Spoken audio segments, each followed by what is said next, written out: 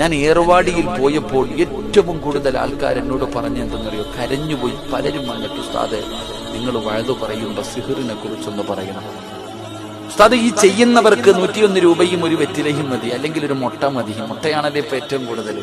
ഇല്ല, അള്ളാഹു കാക്കമാറാകട്ടെ. നിങ്ങളെന്തിങ്ങനെ എന്റെ മുഖത്ത് നോക്കിയിരിക്കണേ? മുട്ടയില്ലേ? അല്ലാഹു അഅലം.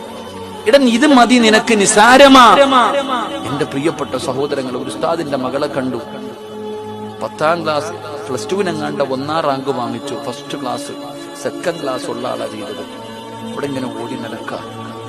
നരം ശരീരത്ത് മുറിക്കുന്നവർ എന്തൊരവസ്ഥയെന്നറിയോ സഹോദരങ്ങളെ? ഒരിക്കലും സിഹർ ചെയ്യരുത് നിങ്ങളെ. ഒരിക്കലും ഒരാൾക്കും ഈ സിഹർ ചെയ്യരുത്. സിഹർ വൻപാപവാ. സിഹർ ചെയ്യുന്നത് വൻപാപവാ.